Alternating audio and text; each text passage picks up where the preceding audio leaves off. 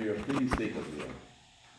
Please think of them. Like I said, the guy just went into a family house and just started stabbing people. And lucky one came together, so I said, I hope we get through this here this week. And from now on, we will have security out here. We will have security. Because one year we was out here, Mr. Gordon may remember, and I think y'all probably didn't see, we had people who were sleeping out on the outside. Was staying out there. You know, they was in, while we was doing this right here, they was actually sleeping on the outside. I'm not trying to scare you now, but I went out there and tried to introduce myself to them. And we was bringing clothing and everything for them because we're blessed that we have a place we can go sleep every night. But they did not have a place where they could go sleep. So we gave them, you know, food and everything. So take time out, and Dr. Karinga and them up in California, they usually bring like non-perishable food, blankets or something, and we'll take them to the Salvation Army this week or wherever we can get to them. But no matter what, we want to welcome you all to, as I said, it's December the 29th. You can say 2019, 18, 17, but I just stick with the date, what it is. And this is a real nice, I know we have some great speakers that's going to speak on tonight. I'm not going to go no longer right there. Mrs. Henry, you'd like to come forward? Did y'all have any questions that y'all would like to ask in talking about, that you would like to discuss before we get any farther? We don't welcome you. I hope you took time out to look at your packages, and it had a lot of information. This man, that started these principles, a lot of people, they talked about him. He went to prison. He actually went to prison and still living, but he got 2 PhDs in prison. He was working at Cal State University, been there for like 30-something years. And I said, wow. So he was determined to do it. He was just trying to bring the city close together. So, but you still have a lot of people that are talking about him, though. Why would I celebrate something like that? This man was in prison and he did this right here. Well, you got to do the history of the research of him. And he's a big man and he's a polite man. I've seen him on a couple of interviews and everything. And you can put him up on your phone, you can listen to him talk and everything. And as I told you the night before, if you give him a call, he will respond to you. He will respond to you. I'm not going to keep saying hopefully, we just have to just really sit down and talk with him, call him up, because in the Houston area, they have a big Kwanzaa celebration. Oh, they've been doing it for over 40-something years, and they're strong. You have the drums there, they do it all down there. They do it all. Right. I tried to bring the president up here one year, and his organization got upset. No, you can't leave us. You can't leave us, because he really pushes that down, and they really support behind him. Okay, we're going to get to our libations statement, and we even have a lot of entertainment here tonight, so a lot of it, we're going to just let you all enjoy yourself tonight. Now, there are 2 libation statements in here. As I was telling people, we had one disagreement, but you have the libation statement. We put them both off in here. You have the first one, and then you have the second one. So both of them are libation statements, both of them. If you don't have a pamphlet, we still have some pamphlets. You can go ahead. If you took it home with you, you still get. I would have ran some more off today. Okay, I'm going to give you the hands of Mrs. Rebecca Henry, and we're going to leave from now. And we'll go from there. We do have a young person here tonight that's going to help light our cabinets here tonight. We have 2. We might borrow both of you all tonight. I'll let you. Please stand.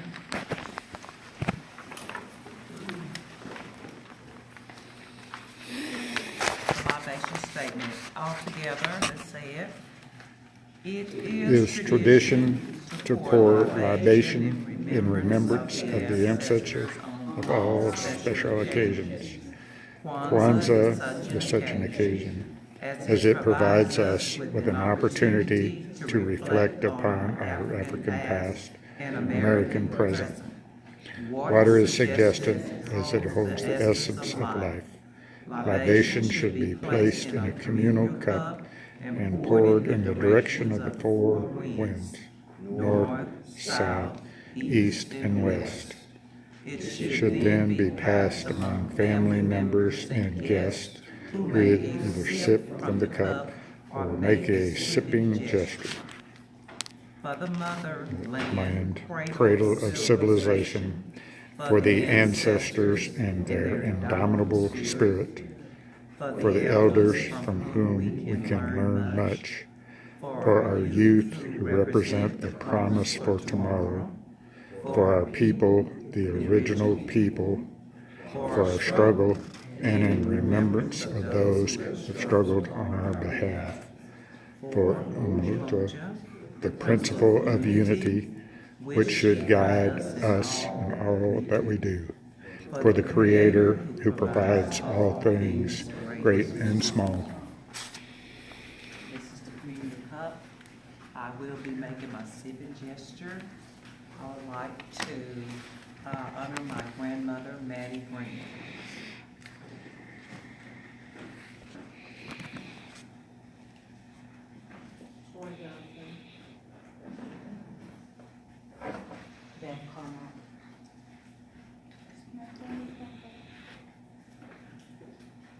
Grandfather Frank Tolbert.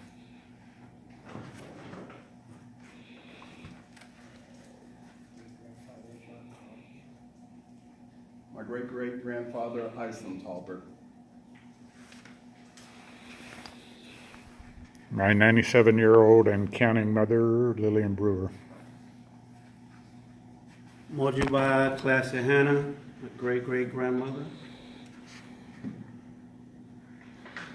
My father, Joseph Morgan. My grandmother, Lucille Record. My father, Jeffrey Flowers. My mother, Mary Baston. All my ancestors. My mother and father, Ford. Harriet Tubman. Anyone else? You baby see you are. I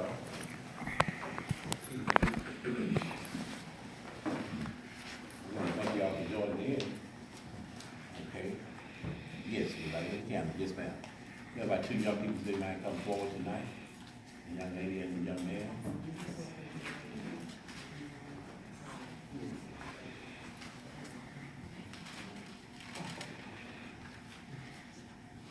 Yes, sir.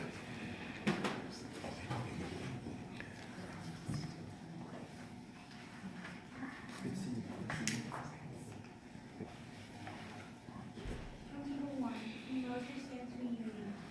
Emoji means helping each other stay together as families, communities, a nation, and a race.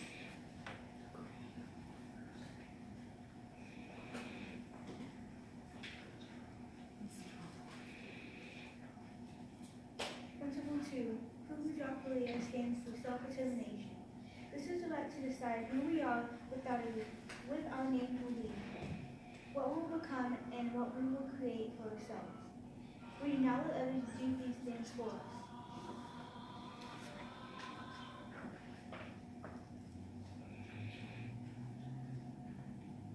Principle 3. Ujima means collective work and responsibility.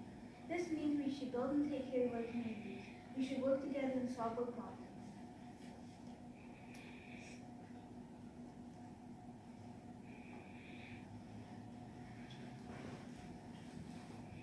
Principle 4.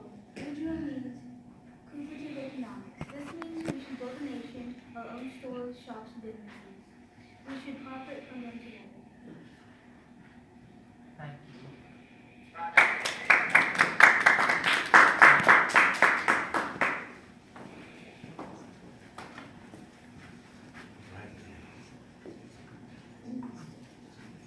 We want to thank our youth for giving us a system on the campus here. There is a video or a clip that is called the Black Bible.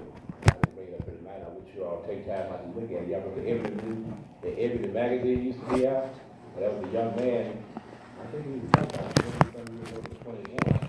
And he put out a book every year of existence to work on this right here. And this is a strong way. We have Dr. Maya Angelo on there. He have different speakers on that. So it gives you the representative of the Black Cabinet. And the reason why I brought that up because in this area years ago, when we started, when I joined in with them, we could not find a Black cabinet here in College, Texas. And they said, well, won't you paint it black? I said, no, we're not painting it black. No, we're not. So Ms. Story, she making a report. I think she wrote the people in this area. There was about a Black cabinet one time. about, we couldn't find a black candle, or it was something. Oh, yes. Could you just give briefly update on what happened when you said you called the company about something? If you can remember. It was the Oriental Trading, and I wrote them because I couldn't find any candles, black candles, and then I went to Hobby Lobby, and ever since I said something to the manager, we've been having black candles galore at Hobby Lobby. Cool. And they in this area they apologize for that too. They apologize because they didn't know what a black candle was. I mean, you had to have the blue and all other different warmers just did not carry the black candle. But now when you go to any Hobby Lobby in Tyler, Texas, East Texas, I mean, they wasn't upset. They said they want to keep their business open though. They did some research, so you can find a black candle. So hopefully, so we're really proud of that right now. We're now going to get down to our lift every voice and singing. I want to thank Mr. Michael Tolbert. We was talking on last night, and I kept looking at this here. It's in your folder right here, in your cabinet here. And I kept looking at this here. This was written by the Johnson brothers. We all heard of James Weldon Johnson. He did the writing, but you don't too much talk about John Roseman Johnson. He did the music, and I got to looking at this here, I said, you know what? We're singing this a cappella. But this man actually wrote the music to this. And I said, we're totally disrespecting them what they're doing. So I said that I know we can sing it a cappella, but if they wrote the music to it, they have music behind this. And Mr. Michael Tolbert, he went overboard for us. He said, I'll take care of that. I said, well, I appreciate you, Mr. Tolbert. You want to come and operate your thing? Maybe we stand it. We're going to do the whole thing of lift every voice and sing. You had to be with it. We appreciate that tonight.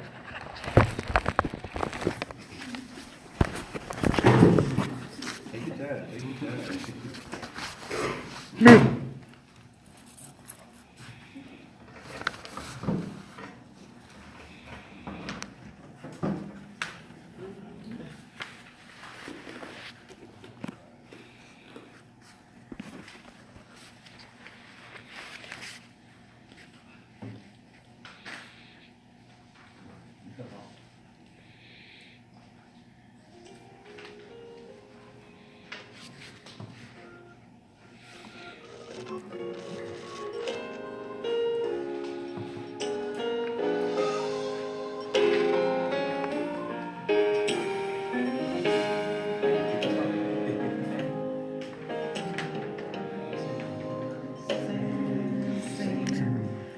To open heaven.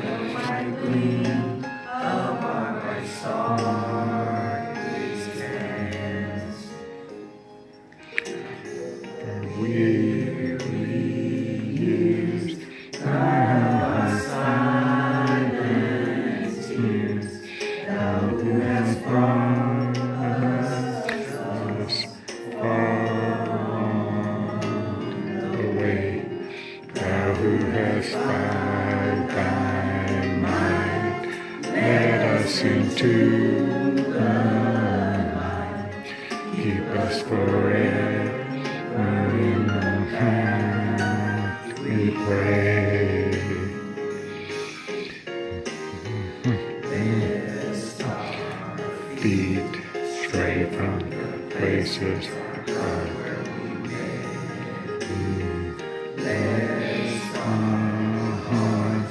drunk with the wine of the world, we forget thee. Shadow beneath thy hand, may we forever stand true to our home, true to our native land.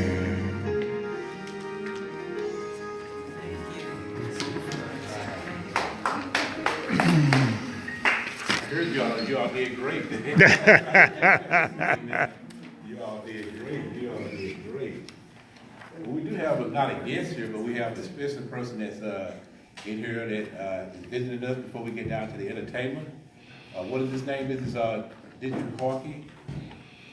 Mr. Curtis Harris. Man, he's staying. We're going to introduce himself and tell the position that he's running. I'm Curtis Traylor. I'm running for constable here in Precinct 1. I was born and raised out here in North Tyler. I attended Ramey, Bolter, and John Tyler. When I moved to Dallas about 8 years ago, well, I began my career with the Texas Department of Criminal Justice. I went to work as a corrections officer, and I continued working in the criminal justice field. Went and got my bachelor's degree in criminology in 2015 from Southern New Hampshire University, and then I went into county detentions. I worked for Smith County, Gregg County, Johnson County Sheriff's Department. I earned my peace officer certification in 2013. And then I went to work, I got the opportunity to go work for Texas Juvenile Justice Department for the state. So I've been doing that since 2012. And I just recently went to work for Dallas County Juvenile Department before moving back home. I had no intentions of running for constable when I first came back home, but the opportunity arose, and I felt like I had something to give back to my community where I was born and raised, so I decided to throw my hat in the ring and put my experience out there, because I think that we should have somebody from our community representing us, and represent us in the right way. And so that's why I'm in this race. Precinct 1. It's Bobby Gorman and Willie Mims. Yeah. So, Wow, that's a tough competition there. not really. You have any other questions you want to ask him? I know what Precinct 1 is. You want to tell him what Precinct 1 is? Yeah, Which area that it's in? It covers mostly all of North Tyler, starting from going out to 155 all the way up to the north side of the loop. And then everything inside of North Tyler, so inside the loop. Can you say your name one more time? Curtis Traylor. My name is Curtis Traylor. Is there some famous trailer from Tyler, or are you kin to anybody? I've gotten that question a lot. There are a lot of trailers, white and black, in East Texas. So I've gotten that question a lot. I've always been asked, do I know different people? And I'm like, no. But I don't think so. Not that I know of. Okay. Let's give it another hand. You take the time out from running for these positions, they uncover everything. I mean, they go back to you when you was born. So we want to thank you for throwing your name in the hat there. And you may not see the picture, but now you see the face now. And yeah, so maybe if he decide to come back this week, you pass out some papers or anything. We're not just running. This is 2020, so we know who he is and everything. Okay, we're going back to Mrs. Henry, and we have some entertainment here tonight. We have some dual entertainers tonight. You want to introduce our entertainers? What they're going to do for us tonight? All right, then. Braden Huey Tolbert.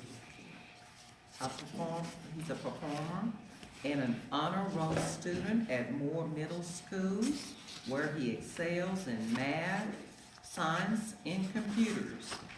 He will perform a violin solo. Cool. Apache, composed by Carol Nunes. Okay. I present to you Braden Huey Tolbert.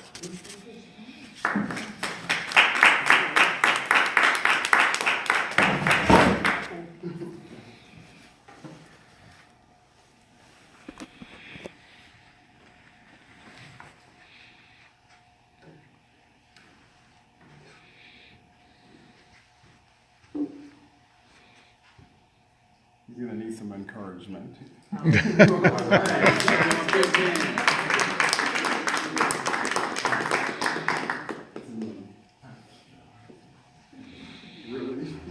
You already play better than all of us.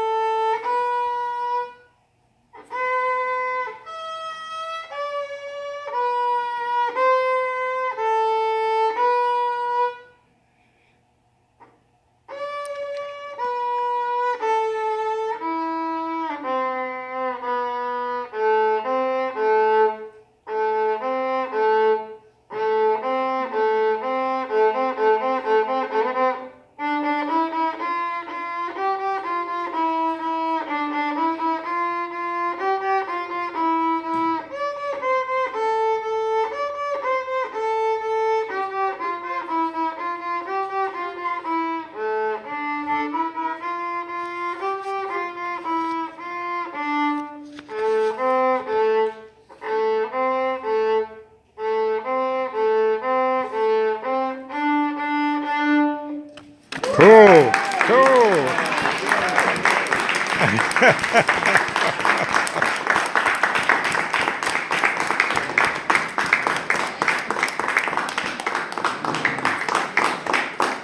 That sounds pretty good to me. I like it. Yeah, I don't know why he needs encouragement. Yeah, it Man, gets right. Yeah, that's- keep practicing. Keep practicing. Keep practicing. We have some more guests that's coming up, and I was sitting back there thinking, Mrs. Henry thought I was back there asleep. No, I wasn't. I was thinking there's a guy up here in Dallas, Texas, and he plays the violin. And to get him to come play for you, he makes good money. He done played for Beyonce. He done played for different ones. You know what I'm talking about. He's good. He is good. I said, wow, I got to listen. I called him on K104, and they was laughing and talking, and I said, this guy, I mean, he has a, I mean, he's better. That violin sings, you know exactly what he's playing. That's it. So I was listening to him, so encourage your son to keep practicing, keep practicing. Look at that young lady who's in Houston, Texas, who got Female Athlete of the Year, Simone Biles. She kept practicing.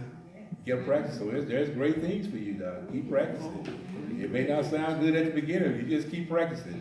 The ones that's laughing at you, they're gonna be paying for you to come out there. That's exactly what that man said. He said they laughed at me when I was practicing the violin, and he said the same ones were laughing if I talked about me.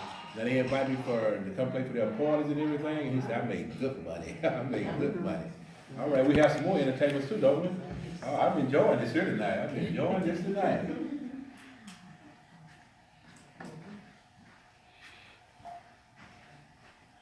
Our speaker is an active contributor to the city of Tyler in Smith County. He strongly supports open, accountable government. He is a member of the Greater Tyler Association of Realtors and a real estate sales consultant doing business as Heritage Land Realty. He successfully completed Class 9 of the Texas Agricultural Lifetime Leadership Program and was a member of the Smith County Appraisal District Appraisal Review Board. He earned a Bachelor of Science degree from the Missouri University of Science and Technology, majoring in engineering management with a minor in communication, and later earned a paralegal degree from Tyler Junior College. His background in the manufacturing industry has given him a comprehensive appreciation for the balance between jobs, economic development, and commerce.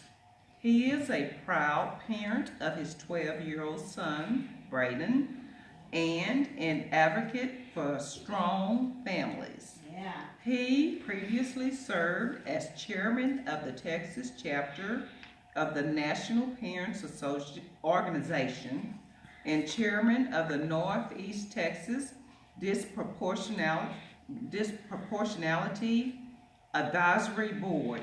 He formerly served on the board of directors of the East Texas State Fair and Tyler Day Nursery. He currently serves as chairman of the Smith County Democratic Party. Mr. Michael Tolbert.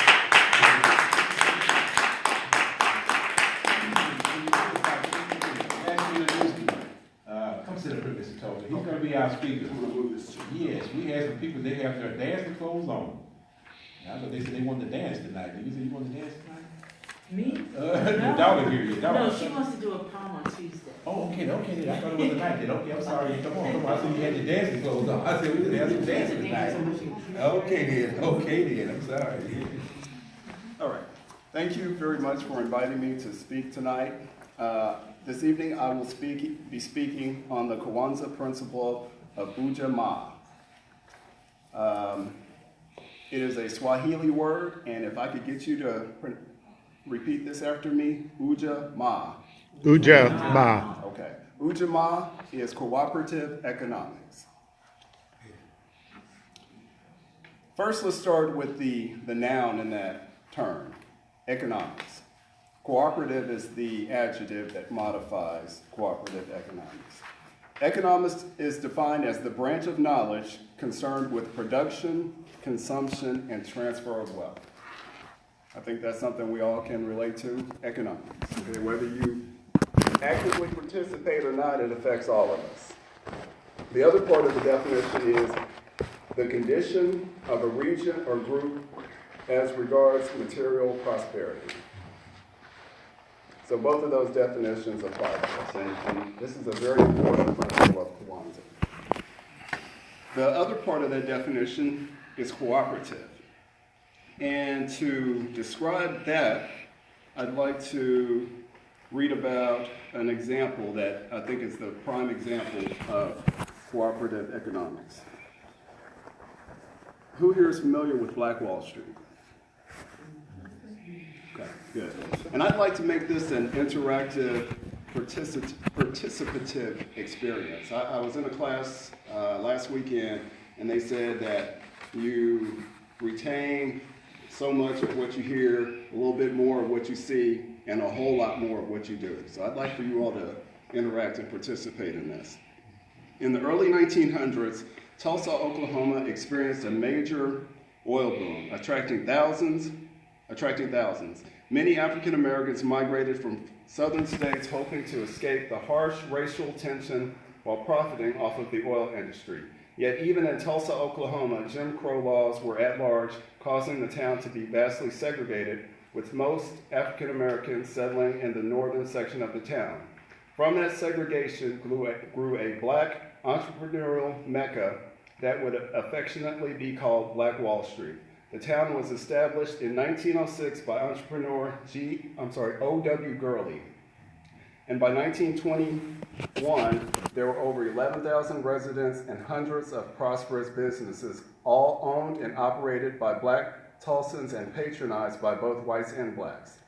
J.B. Stratford bought large tracts of land in Tulsa and sold them exclusively to blacks, subscribing to the belief that they had the best chance at economic success by pooling their resources and supporting one another's businesses.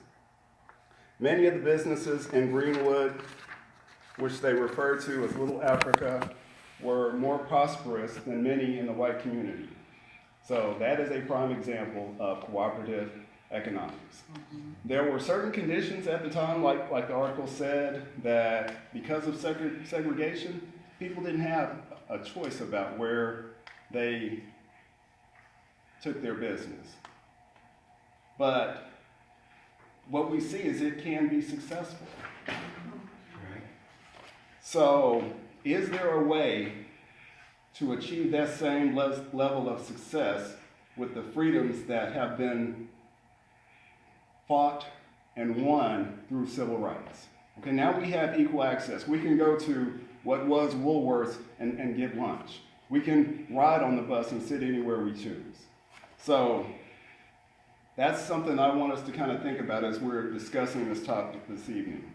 Another example is the Federation of Southern Cooperatives. They're an organization that was primarily black farmers in the South.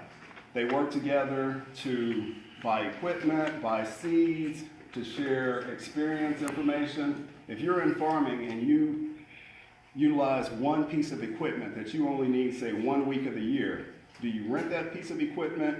Do you buy it and let it sit for 51 weeks? Or do you collectively buy it and then amongst your organization share it? That's cooperative economics. And the Federation of Southern Cooperatives, there was a big lawsuit a few years back where they found that the USDA was systematically discriminating against black farmers. And because they had an organization, they were able to get together and share the cost of bringing that litigation forward. And ultimately they won, but it's been a struggle to get the federal government to pay on its obligation. But there again is a benefit of pooling resources. I was watching a TED video, and the lady's name was Angela Kumar. And in that video, she was born in India. And she was raised with one religion. Yes, she grew up in America in, I believe, a Catholic school. So she had varying experiences with religion. So she went on a journey to find God. You know, there are all these people all over the world with very strongly held beliefs on religion. So she wanted to figure out who's right. So she went on a journey to find God. And while she did not find God, the one true God, what she did find was that regardless of where you're from, what's your background, people all want three things in common. And those are health, happiness, and love. Regardless of where they were in the world, people wanted those three things. You know, money may have come up somewhere in the list, but consistently at the top of the list were health, happiness, and love.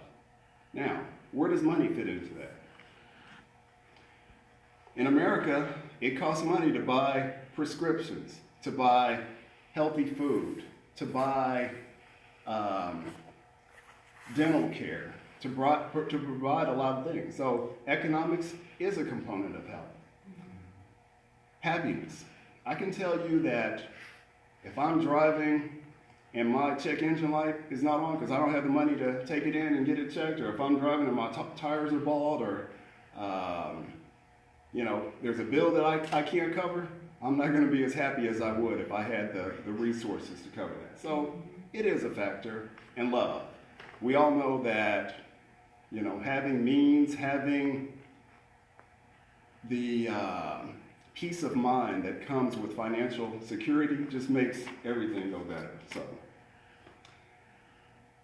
my goal for tonight is for each one of you to walk away from this evening with a set of goals to carry you through to next year, this time next year, so that when we come back here, we can each say that my financial condition is better than it was a year ago.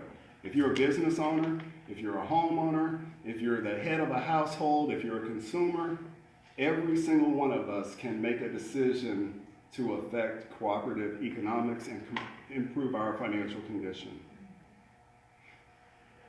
So I'm going to go through an example, but I want you to think about a purchase, an investment, a marketing decision that you've made as a business owner, an entrepreneur, or consumer. Potential areas are housing, transportation, education, or business. When I first moved here to Tyler, Smith County in '99, and I had a job lined up, and I knew that I wanted to buy instead of rent. Okay, I know I wasn't gonna buy first thing when I got here, so I had to have a temporary place to stay. So I had an aunt that was very gracious and allowed me to stay with her for a few months while I looked for a place to stay. So now I had to decide, what area of town do I want to be in? How many bedrooms do I want? Do I want an older house in a classic neighborhood or something newer? Well, I can tell you that part of my life experience was that I knew I wanted investment property. So for me, that meant a duplex. So that narrowed down my options. You know, there are only so many duplexes in town. I could have built one, but that wasn't an option. You know, that was part of the decision-making process. So there were only a few duplexes in town, so I had to look at the economics of it, and it made sense. So I live in a duplex, I live on one side, I rent out the other, and as it is now, the rental income from the other side is more than enough to cover my mortgage. So That's the American way. So, you know, that's a decision. Those are the types of things that every single one of us has to make on a regular basis. So, how important is this? I'm going to read you a report. It's dated December 11th, 2019, so this is pretty recent. It says, the Center for American Progress announces formation of the National Council on Eliminating Black-White Wealth Gap. For over 400 years, structural racism embedded in federal, state, and local policies has produced and maintained a stark wealth gap between black and white Americans. Today, the typical white household holds 10 times more wealth than the typical black household. Let that sink in. Okay, let me talk a little bit about wealth accumulation in America. It's not like the game of Monopoly where at the beginning of the game, the banker gives everybody the same amount and you start, you know, with a clean slate. No, that's not how it works. Exactly. Right now, we've got land in our family that's land that my great-grandfather purchased. He was a farmer. He was a blacksmith, a farmer. He had 13 kids, so hardworking man. When he bought that land, it was for agriculture. Little did he know it was in East Texas, part of the, there's an oil field that covers, a unitized oil field that covers a big part of, you know, like the Kilgore, Right, that's the East Texas Eastern, oil field. okay. Well, to this day, we're still receiving royalties from that land that he purchased over 100 years ago. Wow. Okay, so wealth accumulation, your financial condition is more than just the decisions that you make. Okay, unfortunately, that's only a small portion of the land that he bought over his lifetime. There was a gentleman by the name of J.B. McClung, they called him Till McClung, and Asbury King. Asbury King was a former sheriff of Gregg County. It is well documented that he tortured, threatened, and used all sorts of illegal means to take land from black people back at that time. Okay? Lawsuits have been brought over the years, but the reality is we did not have equal protection of the law. Right. Okay? It is what it is. So what can we do now going forward? I mentioned Monopoly. That's one of our favorite games. At least it's mine. I don't know if it's Braden's yet. But I can tell that each time we play that, he's learning lessons. He may not know it, but I'm teaching lessons, and I can tell he's learning the lessons. Okay? Every time, I beat him. But I can see that he adjusts from the last game, picking up on what did he do last time? And eventually, he's going to learn all those lessons, and it's going to come down to luck of the draw, the roll of the dice. But until that time, he needs to learn those lessons about when do I buy? When do I decide to pay to get out of jail. He's already learned that by going around the board, that's the only way you can generate earned income. That's the only way we introduce more wealth into the game. So, while there may come a time when it's better to just sit in free parking, there's other times where you gotta pay to play. You gotta get out there, you gotta make deals. And that's another thing I've noticed, that he's learning how to negotiate. You know, a lot of people don't use the option where you can auction a property. If somebody lands on it and doesn't want to buy it, the banker is supposed to auction it off. We utilize that rule to our advantage. So let me get back to this article. This disparity persists even after controlling for protective factors such as education, income, and home ownership.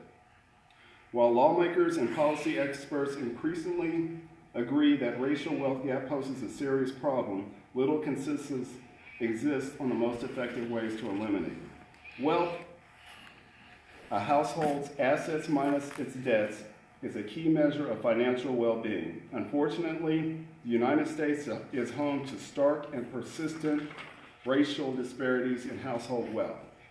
While various proposals exist with the aim of shrinking the racial wealth gap, estimates of our long-term effects are limited. A new simulation created by the Center for American Progress demonstrates how separate proposals implemented today in combination or in isolation would reduce disparities in average wealth by 2060. If things stay the way they are, they're going to continue the way they have been. So something has to change. I'm sure you've heard the report that right now, Black women are the most educated group in our society. But when you've got that hurdle, when you've got that anchor that has been weighing on you from past losses, it's hard to ever catch up because, like I said, it's generational. Let's see, the simulation specifically tracks white and Black couples who are currently beginning their careers and starting to accumulate wealth and compares their total projected household wealth as they near retirement. With wealth eases the transition between jobs and neighborhoods and provides a cushion in response to emergencies and during retirement. That's another thing that I think Monopoly teaches. I play the game because I know it's a game. I know that I can take risks because it's just a game. Yet some people feel like, I can't get rid of all my cash. What am I going to do? Well, I can mortgage a property. All I got to do is flip it over and the bank is going to give me some money. I don't have to go through a credit check.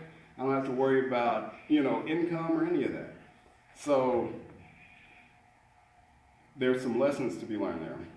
And that's one thing I've noticed is that playing as though you have nothing to lose increases the chances that you will win. Here's a good real-world example. Okay, we're all familiar with the president and how he wrote a book saying that he was self-made.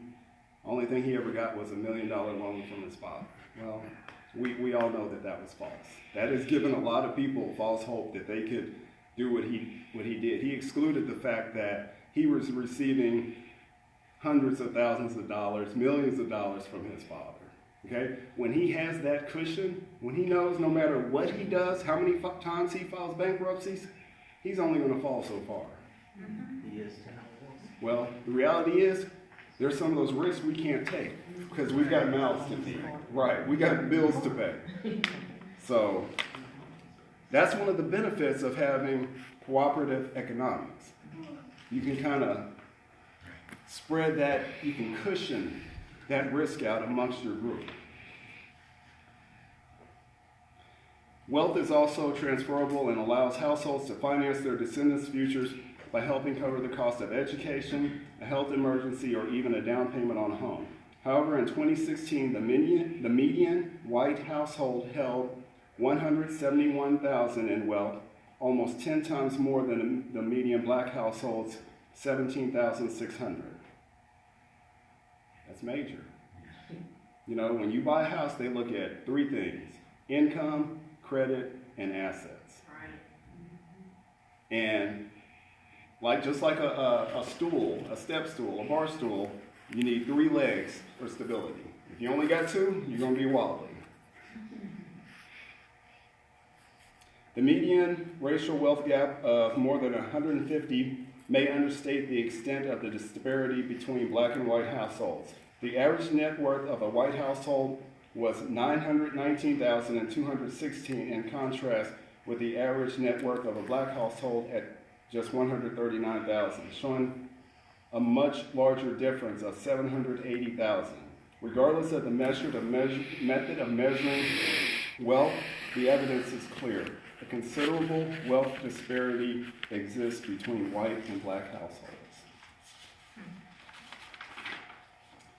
Let's see.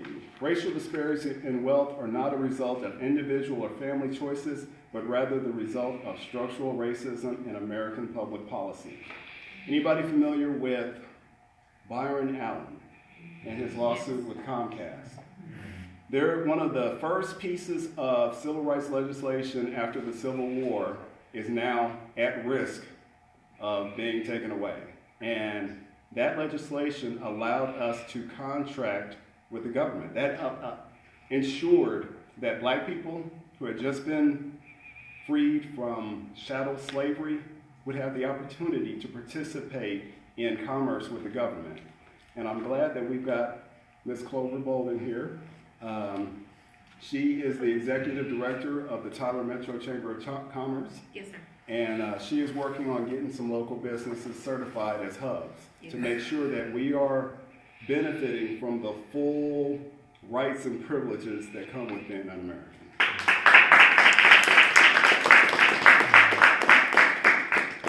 Many government programs designed to expand access to home ownership, higher education, fair wages, and union protections have largely benefited white households, allowing them to build and transfer wealth across generations, while black households were systematically excluded. As a result, the racial wealth gap persisted even after controlling for educational attainment, marital status, age, and income. In fact, college-educated black households have 30% less wealth at the median than non-college educated white households. Without intervention, these disparities are expected to persist for at least another 200 years. The white-black wealth gap was created and will only be eliminated by systematic and intentional public policy choices. So, having said all that, anybody think of a personal, like a business decision that you can make to improve your situation through cooperative economics? Anybody got an example they could think of?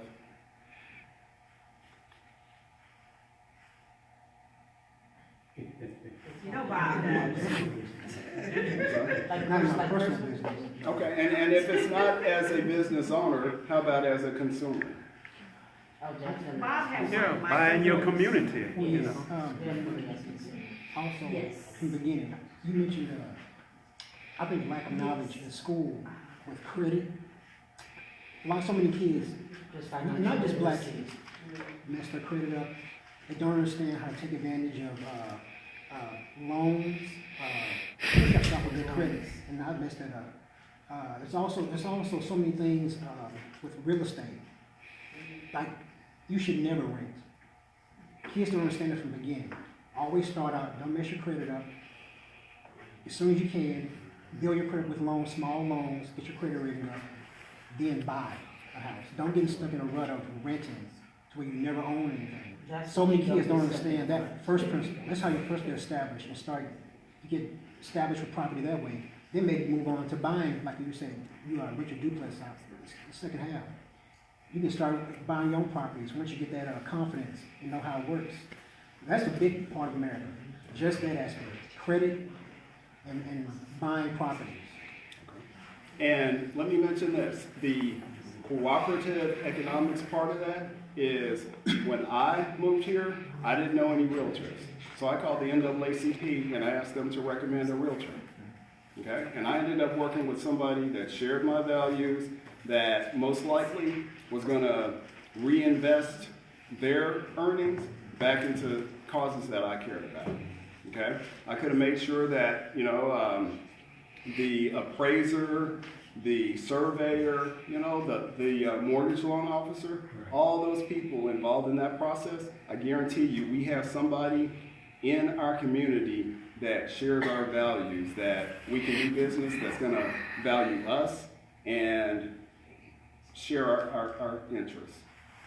Okay? That is important to see, and it does take a little bit more work, but, I mean, with the internet and Google, you can seek out people in your community.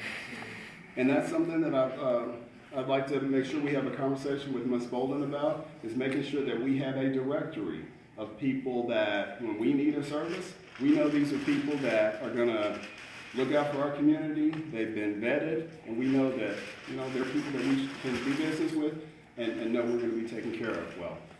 For now, Mr. Brewer, I'd like to talk to the people, for the people. I am the people. Okay.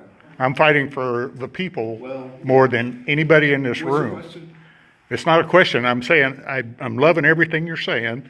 And if you're looking for a cooperative example, the summer of the 8th grade, I rented the house across from Wildert Canning Company, and I rented it out to 2 other guys. So I was making money on that. And then when I went to UT, I wanted to find 4 guys to buy a house in Austin, near the university. I couldn't do that, so I bought a brand new mobile home, and I rented out the rooms. And I did that when I moved to A&M too, and I paid for the thing more than 3 times over, and made money when I sold the thing. So the whole deal about America and what you have to say, and once again, I'm loving everything I'm hearing from what you're saying, is property is key. That was part of the Declaration of Independence, but they made Jefferson pull it out because the southern states were considering blacks as property, and none of them were going to sign it if property was in life, liberty, property. So they changed it to pursuit of happiness. So the message here, and I'm once again loving everything you're saying, property is key. And if you're renting or looking for some subsidy and stuff with strings attached, it's just, if you can do it on your own and with your friends, because the guys that were renting those rooms from me, especially in Austin, were kids from Robert E. Lee, that I went to school with. It's interesting that you bring up the Declaration of Independence. The speaker last night spoke of that, and I asked him about the hypocrisy of all men are created equal, endowed by their Creator with certain unalienable rights. Yet, when Thomas Jefferson wrote that, he owned slaves. Right. He was having children with his slaves, and he enslaved his own children. So the hypocrisy in that statement, although it's a beautiful sentiment, I think is noteworthy. Okay. And let me say this, the reason that America is a democracy is because these people fought to make it a democracy. Okay. So that was wait. You brought up the Declaration, and I need to straighten that out. That was. It's very brief.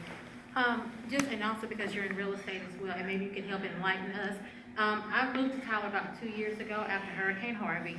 We ended up putting down roofs. We repaired our property back home, but we're staying here.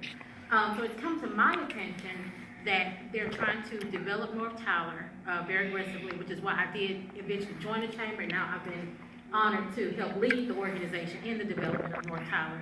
Could you enlighten us regarding the issues that they're having getting people into 100% financed homes with very lenient credit issues?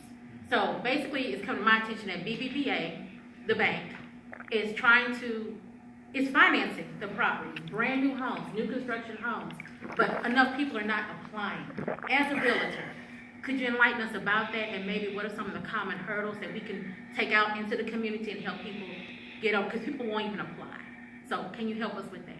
When you say they're not applying, that sounds like a knowledge and education issue. I think it's fear too. You're right. You Yep. really feel you're not going to get it. Okay. It's that fear of being denied or being told, no, you don't. Right, Okay. right. And I mean, how do you overcome fear? You gotta do it. I mean, you know, part of it is education, okay, I think some of that goes back to cooperative economics. You Because know, I know with real estate and insurance, those are two of the biggest legs of real estate.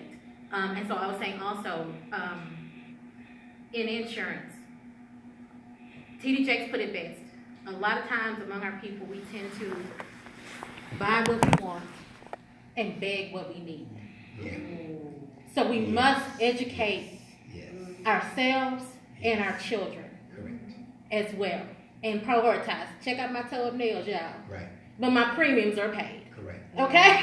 This month. And it's not a financial issue why I didn't get my nails. It's just, it was a time issue, Correct. but the premiums are paid, you know? There you go. So I don't mind driving an 8-year-old car. You know, I'm not trying to stunt every year in a new car. So I think when we help our children have security within themselves and what they're able to accomplish, then all the bling bling lifestyle, it'll fade to the back.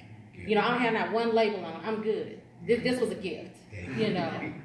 So I think when we teach our children, start at home and then in our classrooms, and I think also representation needs to be done. If you're an educator, volunteer for those testing committees, what they're testing children on. They need your input and your feedback. I was a teacher, I was happy to volunteer. If you ask my 4th grade daughter why it's important for her to do well on her standardized testing, she will tell you, because they're not going to build a jail cell for me based on my test scores. Because that's what they do. Because immediately after, in the Reconstruction area, that's when jails went from being for Snuffy Smiths to now a labor force.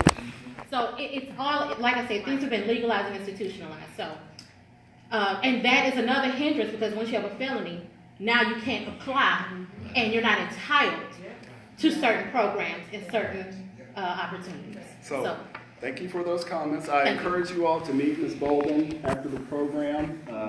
Thank you for your time. Thank you, Mr. Tolbert.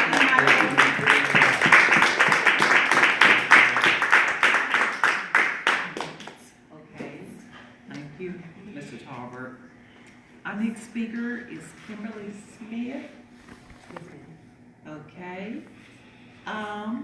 She is the owner of BRET, which is Building Relationships in East Texas.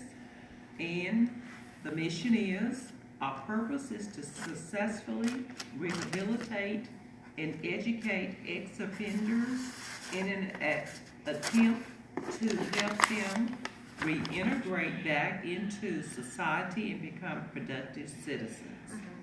Yes.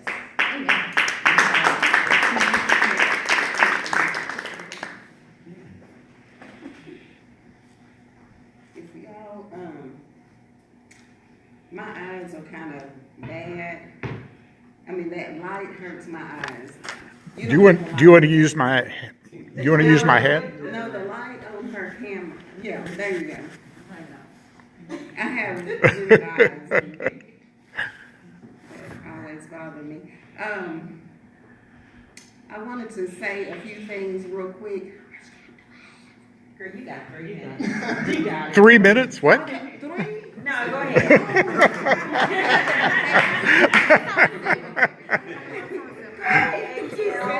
A few things about what Michael spoke about before I get started here.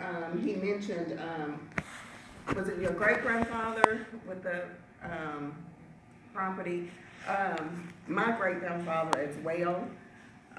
Actually, he was left the property.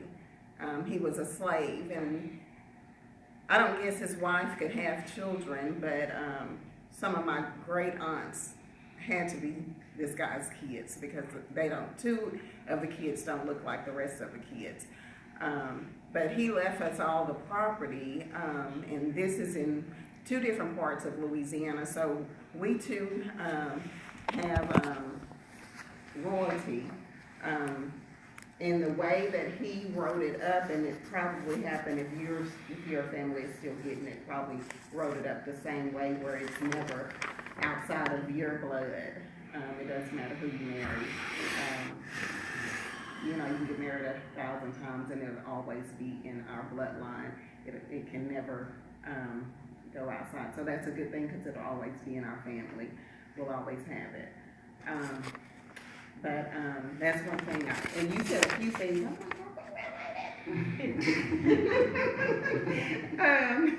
But you also mentioned your president, and just kidding. I like this. You also mentioned the president, and he can only fall so far.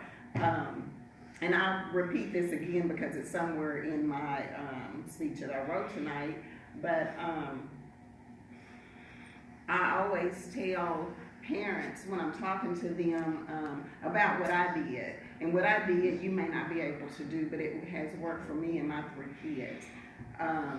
But I always tell them wherever you are, the parent, wherever you are financially, when that child moves out of the house, is exactly where your child will be when that child moves out the house.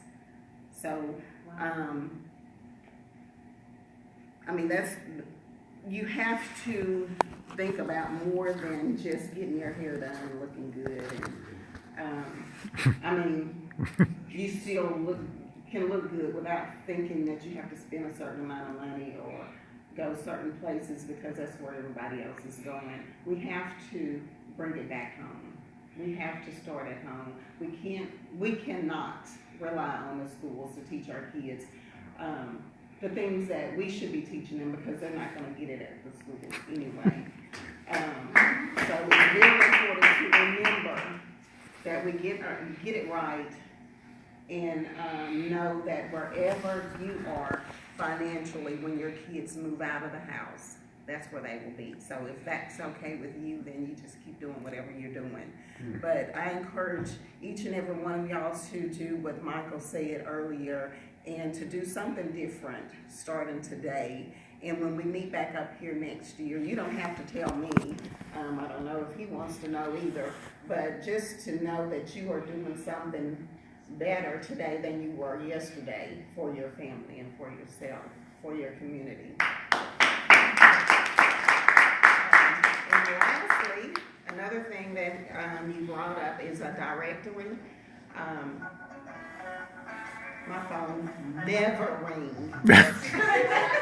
Are you sure? It's not mine? Nothing wrong with a little Bob. Is that mine? No, it was me. I don't know how that. You call me? I'm just broadcasting. It's picking up whatever. That's. But anyway, but you mentioned a directory. I'm gonna get with Clover. I'll get with you and give you what I have. And what I have has to do with whatever an ex-offender needs. If I know about you and what you do here in East Texas, I have your information. And if anyone, don't assume I know all the agencies. I always say, I don't know what you know, so I'm telling you this, and you may say, oh, I already know that. Don't assume that I know every agency. If you know some of an agency, please reach out to us at BRET and give us the information because we want to make sure that we have every agency, every resource available out there for these ex-offenders when they come home. Some that are already home, you know, we have veterans that reach out to us as well. So I want to make sure that she has the directory that I have for the ex-offenders. Okay? How can we support your organization?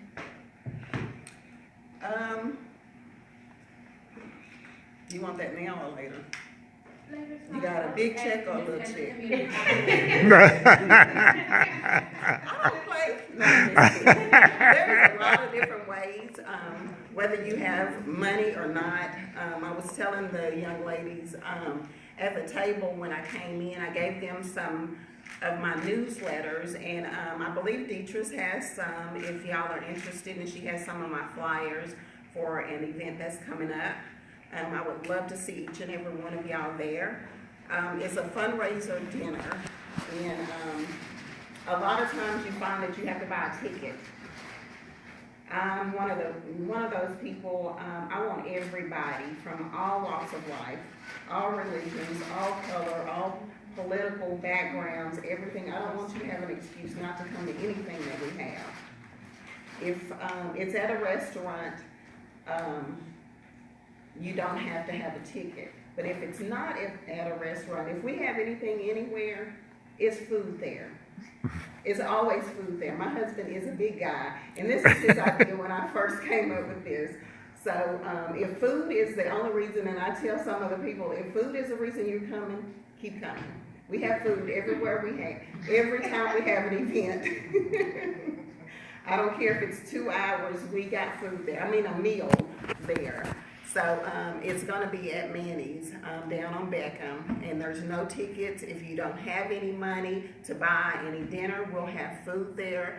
We'll have appetizers there for you. But if you buy dinner, a portion of that will go toward the organization. Or if you're like Clover and you want to write a big check, you can do that as well. So all the bases are covered.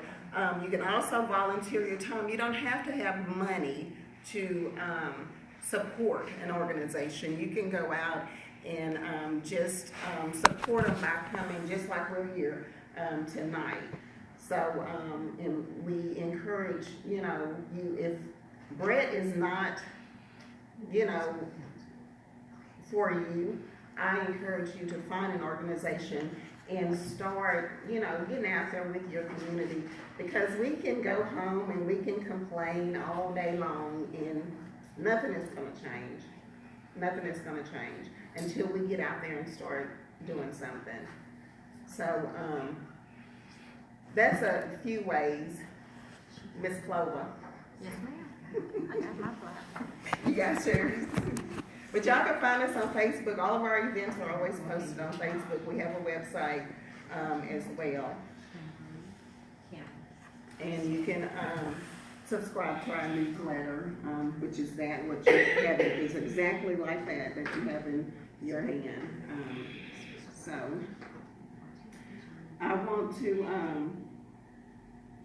thank you for allowing me the opportunity to speak this evening on cooperative economics. I have never attended an event like this, but I have really enjoyed myself. I missed last night. I hate I had to, but sometimes you just have to take time for yourself. Those of you that know me know that I sleep about 3 or 4 hours a day, literally. I have to make myself rest. And I knew that yesterday was the day that I needed to, I had something to do, but after that, I just needed to get me some rest so I can be good, you know, today and the rest of the week for the people that need me. I don't have kids in the house, so now I think, oh, I got all this time. I'm doing this and doing that. Everybody want me to be on this and that, and then I'm, oh, wait a minute. So, and I'm enjoying it. But all of the principles about Kwanzaa, like I said, I've really enjoyed being here, and all the principles line up with what I'm about, what I'm doing every day anyway. So, you know, why not?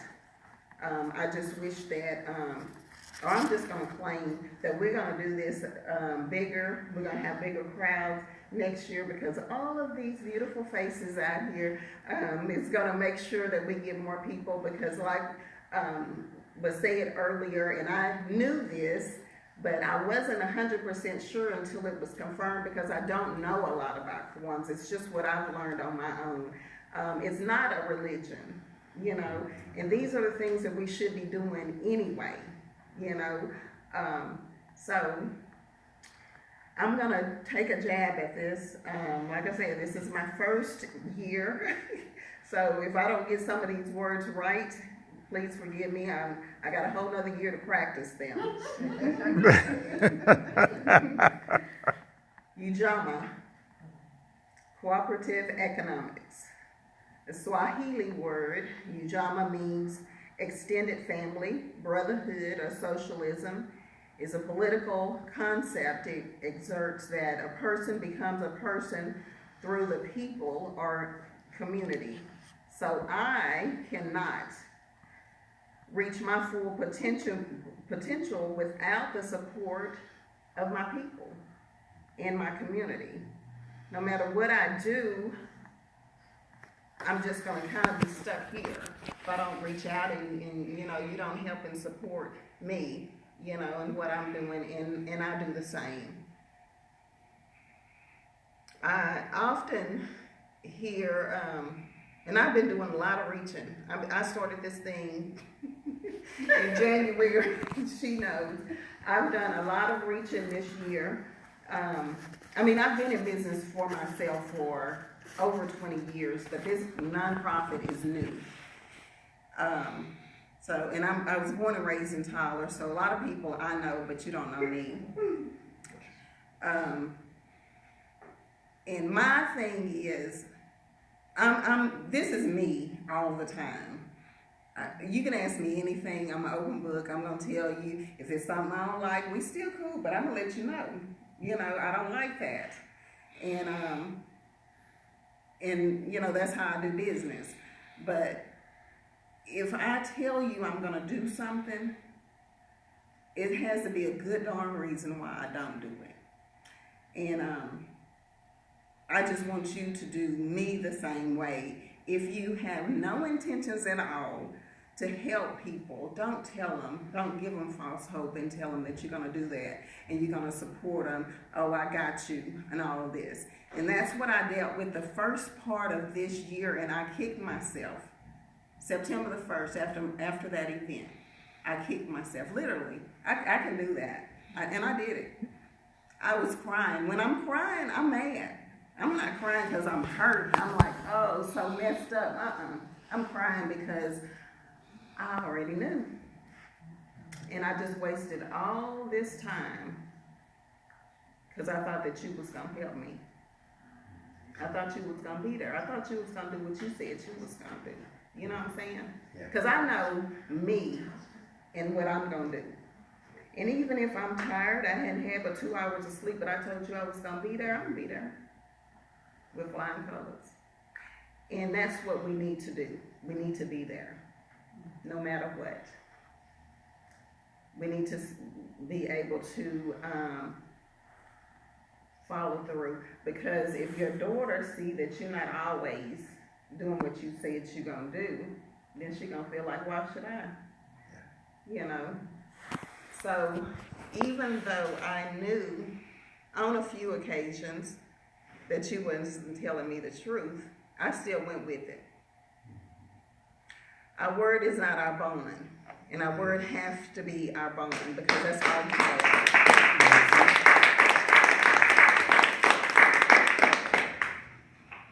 That's all you have, is that.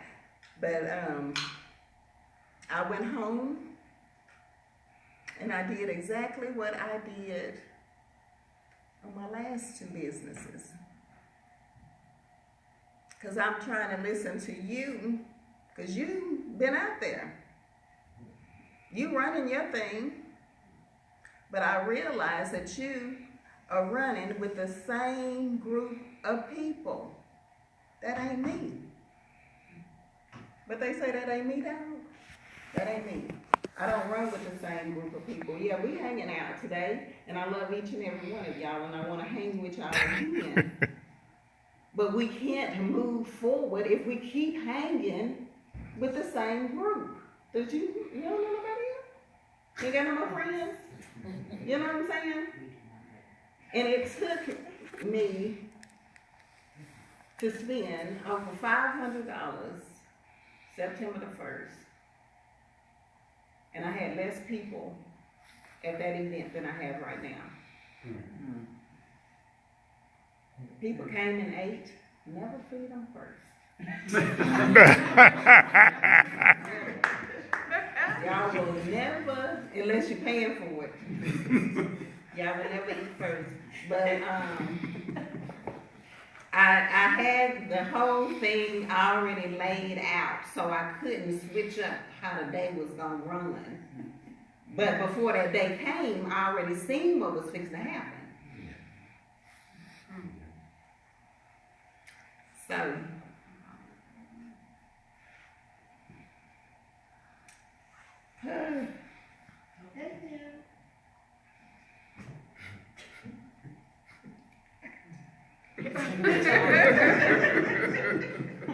I actually have a question Yes, ma'am. about the program. I am an ex-offender, and I've been home maybe like 4 months, but I got my GED and I got my electrical license while I was incarcerated. And actually my freshman year in college, and it's kind of hard to work because I need to work too because I don't have money. So I just came home. My family doesn't have money, so it's kind of hard to like balance everything out. Like I would actually do y'all offer to like give. What do? You have children? What? I have 2 children. Well, let's just talk together after this. And I'm gonna give you my card, because if you're looking for employment, are you seeking employment right now? I got her. You got her? I got her. Okay, if she don't have you, back to me. Okay. That's good. I'm just mixing. Because I'm an Cause employment specialist. you on my time. Oh, my apologies.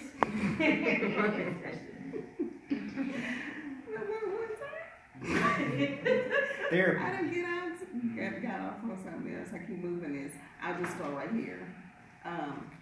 What Denzel Washington said, each one teach one. If we can't, if we aren't doing it, then who do we suppose is? Some of us will know something and won't even tell our brothers and sisters. I have had people to tell me, and that's where I went off, so I'm going to skip back because I'm going to get mad again and kick myself. So I'm going to come on down to cooperative economics is to build and maintain our own stores. I stay mad at myself, and organizations, other businesses, and profit from them together. Did y'all get that? Say it one more time. Say it again, right. Other businesses.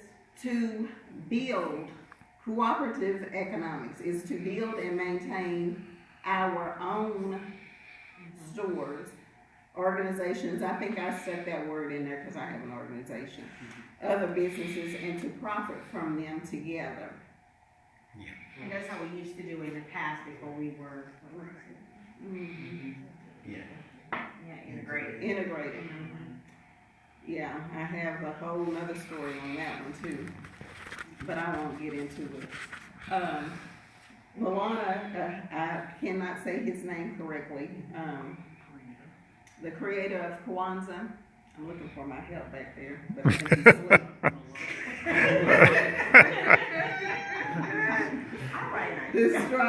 Describes cooperative economics as the sum of the 3 main concepts: shared wealth and work, economic self-reliance, and obligation of generosity. He describes shared wealth and work as a commitment to the practice of shared social wealth and the work necessary to achieve it, and as a sharing of wealth and work in the manner of a family. This concept is based on the assumption that the well-being of our people is best achieved in the context of shared social wealth. In my opinion, age, when will you start building wealth, household structure, is this a single family household or both parents in the house, education, educational level, how much education do I have, do I need, what do I need to know about building wealth? Will I just Google it? Will get on YouTube and find some videos or whatever?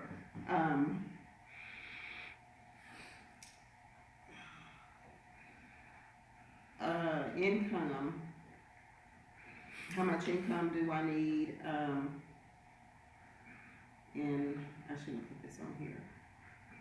Occupation, do I need hobbies? What type of work will I need? Will I, can I invest? Do I need to invest or save or whatever? There's a bunch of questions involved that you need to think about when it comes to building wealth for yourself and your family. Case in point, I'll tell you a little bit about how I began with my children. At about 21, I was in school to take necessary classes to go to nursing school, in which I did. I did not complete it because I lost my first husband. My son at the time was 4 when his father passed away, and I just did not even go back to the school. I didn't go back to school. I was so messed up. I couldn't do it. But I immediately enrolled in massage school, which I don't think it's here anymore. Got my massage license, and before they came in the mail, and that's before you could really check it online to see if you passed or not, I had already paid to become a medical massage practitioner, so I was hoping that I did pass because I've already paid for all this money, and plus I've paid for my stay in the Dallas area while I take this, because I've spent so much time getting myself prepared for nursing, and just being a massage therapist wasn't enough for me. So that's the route I took. Instead of finishing nursing school, it was going to take longer, plus I didn't have that other income. So I was looking for something I can finish a lot faster and get back out there and start working. And that's what I did for about 17 years. I worked as a medical massage practitioner. I had 3 kids, but my last 2, my youngest 2 kids, their father passed away as well. So now I have 3 kids, and making good money, but I'm still used to that other money being, coming into the house. So now I got to step up my game and think, okay, well, what else can I do? What would we do together, in order for the kids to be okay? And I'm the type that I don't too much, if they decide they want to go to college, I'm okay with that, or trade school or whatever. I was kind of open with all 3 of my kids and whatever they were into. But my oldest son, when I was in Dallas with some friends one weekend, my oldest son was about to turn 13, and I said, I don't know what to get, because I don't buy my kids gifts. I'm a terrible mom. But no, I don't buy my kids gifts. If they need something, I get them something. But I wanted to do something. He was about to turn 13. He was going to be a teen. And so one of my friends said, well, get him a nice necklace. So I said, okay. So I got him a nice gold necklace. I got him his first real watch. And I got him a James Avery ring with a cross in the center. I said, this is nice, because all of those were first. He was turning 13, and all of those was his first. But I still wanted something else. And so when I came home, maybe a few days later, a few days before his birthday, I thought about opening him up a bank account. I hadn't opened up the kids a bank account. And so I opened him up a bank account, and whenever they would earn their money over the years, they would put their money in their bank accounts, and they would spend their money too. But, not a lot of it. I wouldn't let them spend much. But they would put their money in there. But I also added them, each one of them, to the same credit card, Best Buy. But I added all of them to my Best Buy card at age 13. And so they started building credit, and my oldest son, the one that I was worried about, you know, doing all this for at first, he didn't really benefit a whole lot from all the stuff that I was doing for them. And he gets it now. He's almost 30, so he get it now because he had to work hard to get his credit back right and all that. But my middle child, he finished school at 16, went to UTI to be a diesel mechanic. He went to Houston. I got sick. He had to come back to help take care of me. And then he worked for the jail because we didn't know he had to be 21 before he can even work as a diesel mechanic or as a mechanic. So he worked at the jailhouse until this year. He just turned 23. So, but he became a real estate agent about a year and a half ago, and he kept wanting to quit the jail. And I said, let me see your bank account. You know, until it says a certain thing, you can't quit your job. Oh, he come by the house in his old pickup truck that he bought himself without mom having to co-sign at 17. His first vehicle, he got other vehicles, but his first vehicle he always wanted to keep. And he still has it. But he come by because he had totaled his nice Dodge Ram. I don't want to get a car. I'm a real estate agent now, and I gotta go show these houses in them. Well, now he got the money. He can go and buy whatever he want to buy. He don't even stay at the house no more. But he still come to mama and ask mama to see what mama gonna say. Mama kept saying no, you can't do it. And it was crazy, but I don't know. I think most kids probably wouldn't have even asked their parents. I guess is what I'm saying, because he had the money, he could do it. But growing up, he knew that I said if you can't buy 3 of them, and I don't think he could buy 3 cars, maybe. But if you can't buy 3 of them, you can't have it. He came home one day with some beats, and his sister came in and I said, Mama, he got them big things. And I said, what? He went in there in his room, and I took him back to the mall, take him back, and the guy said, is there something wrong? I said, yeah, you sold them to him. He can't buy 3 of them. He had the money to buy 3, but who would buy 3 of those things?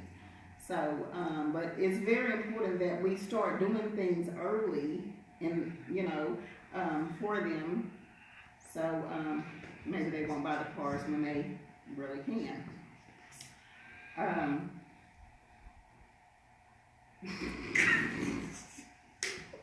Counting now.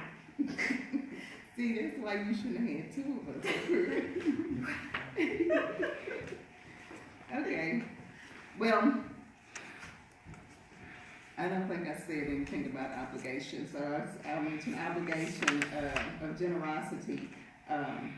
Korean emphasizes a responsibility to share with the poor and less fortunate, and states that the act is memorial for those who show it. This obligation and commitment is much more than the act of being kind to others. The ultimate purpose and goal is to end their poverty and long suffering so that they too can live a decent and undeprived, meaningful life.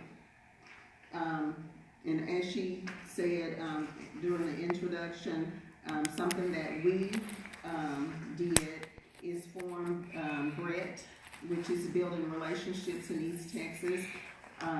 My husband is the ex-offender. I did not wake up one day and say, hey, I think I want to start a nonprofit, because it is a lot of work, and if you're afraid of work, if you're lazy, that is not for you.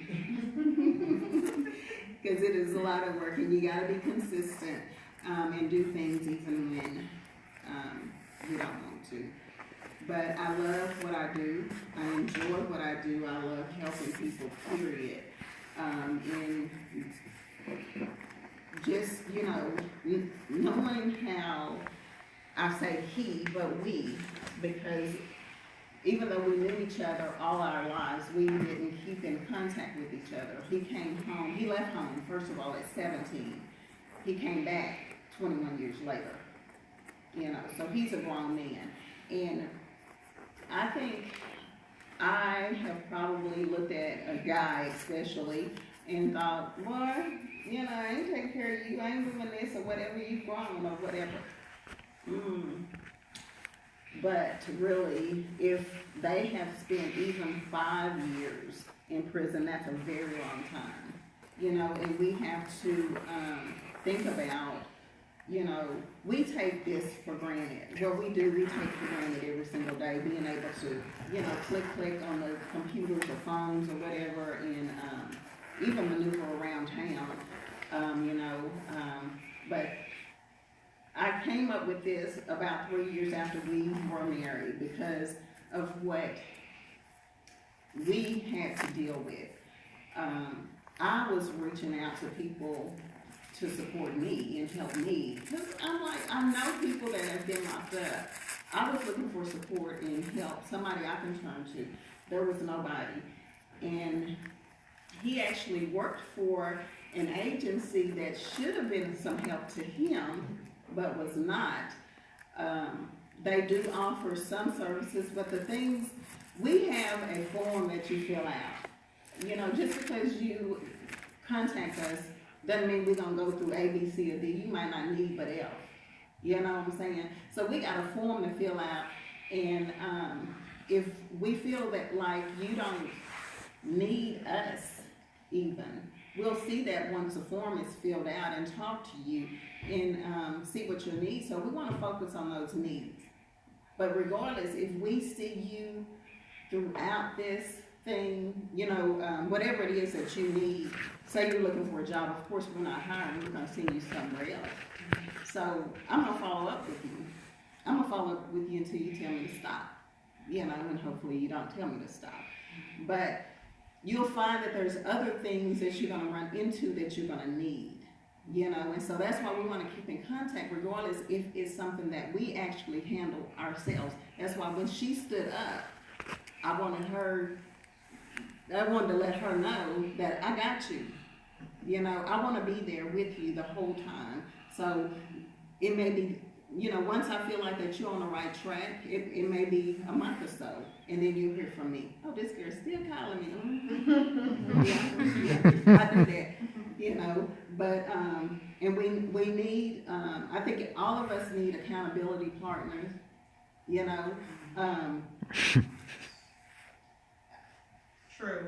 If I say something out loud, I really feel like it has to happen, you know, especially if somebody is present.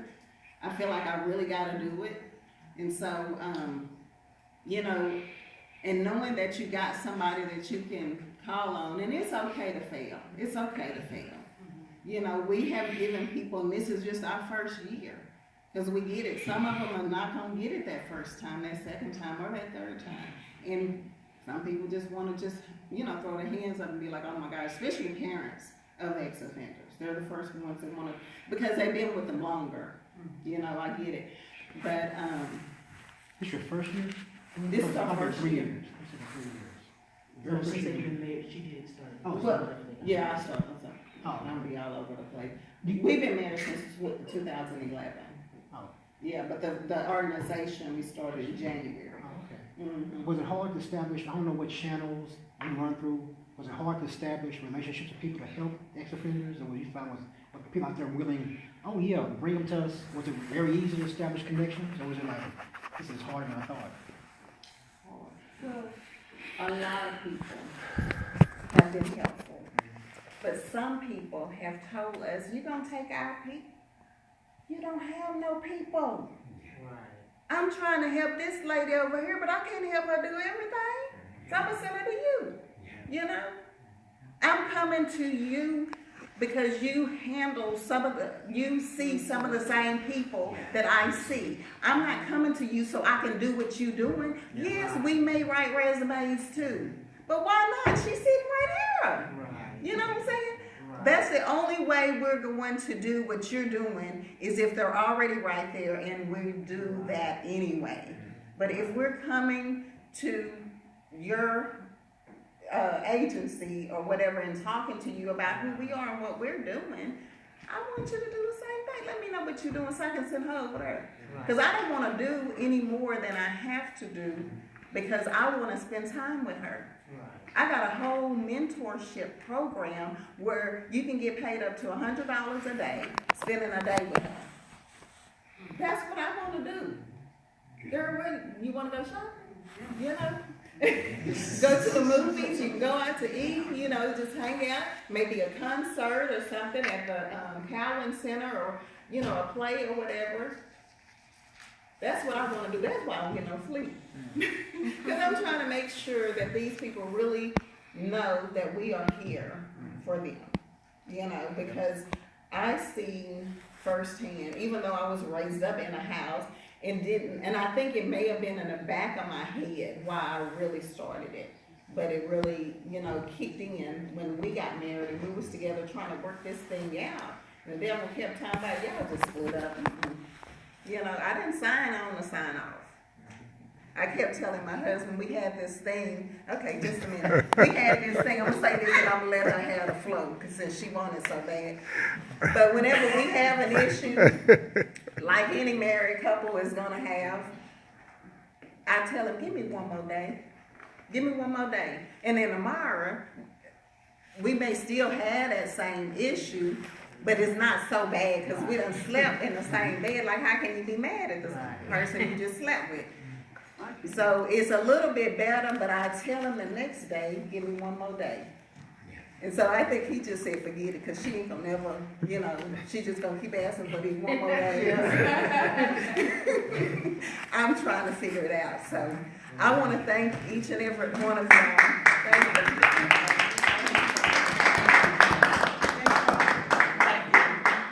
We have Mr. C.W. Witt. You see this display of drums? He wants to speak to us about them. How's everybody doing? 2 minutes, Mr. Witt. Abaragani. Abaragani. Baragani. Abaragani. Baragani. Jama. Right. The adults, y'all can just call me CW. The youth, they always call me Baba CW because I'm someone's grandfather. And I can remember years ago, my grandfather, I had to call him Papa. Because that was tradition, and with all the respect that was due. But what I have here is some of the collection of some instruments some from West Africa, of course. Not all of them, but a few. And I would like to just share them with you. And, you know, I'd like for you to actually take some of the instruments and hold them in your hand and see what it sounds like. You can call the numbers while he's doing that. This particular drum right here that I'm holding, and usually before we have any event, the event is always started off with drums.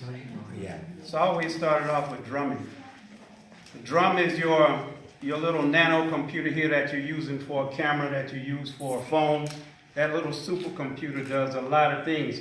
This was the state-of-the-art technology hundreds of years ago. This little drum here is called a dundo. Everybody can say dundo? Dundo. Dundo is from Ghana. It's a drum from Ghana. I don't really play dundo. That's not the drum that I prefer, let's say. But it has a little stick here and everything, and you can get a sound of it a little bit. You squeeze the drum, it's like an hourglass drum, you know, because it looks like a little hourglass. But there's guys that do what we call talking drum. So you can take it and check it out, you know, get a feel for it. That's called a dundo. Another little drum I have here. This one's from the neighboring, and you can just pass it around, you know, anybody that wants to hold some authentic African drums. But the next little drum is called a tama. Everybody say tama? Tama. Tama. Tama is a drum that comes from Guinea. Guinea was about the second country in West Africa to gain their independence from, actually, it was France.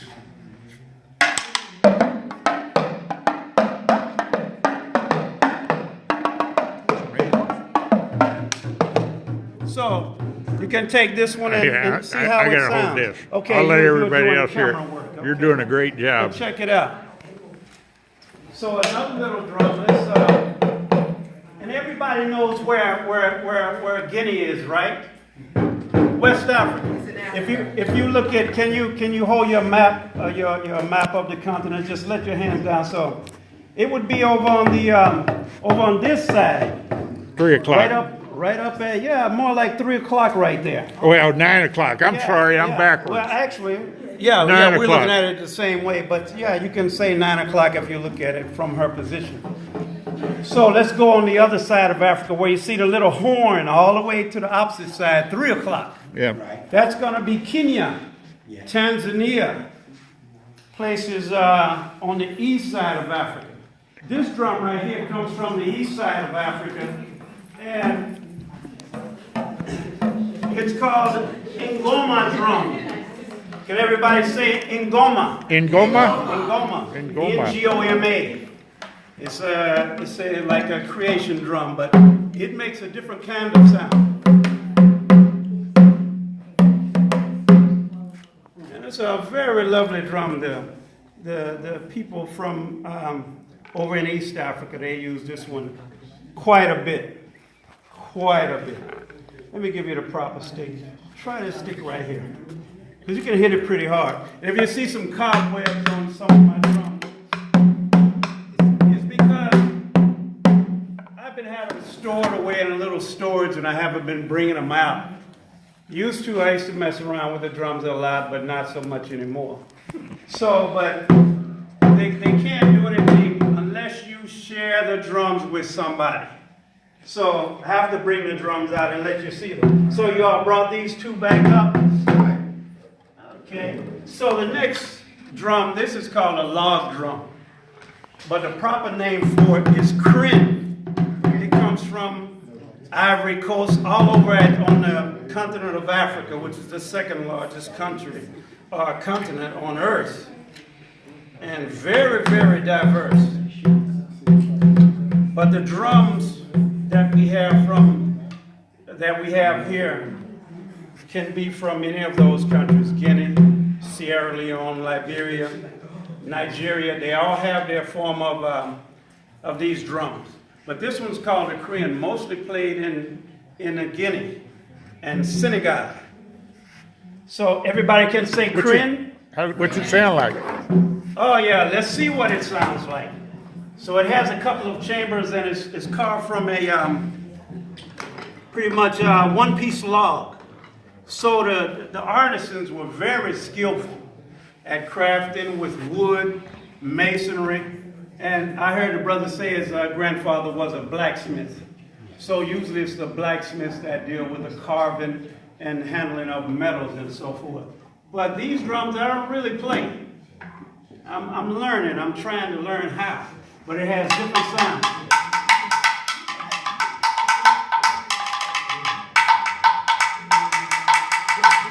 So I haven't played on this drum in ages, but let's start with you. You can sort of pass it around. And everybody's getting a chance to see what a drum sound like. Can you put that around your neck with the rope? Is that what it's? Yeah, you can put it around your neck, around your waist. Usually I have it on a stand.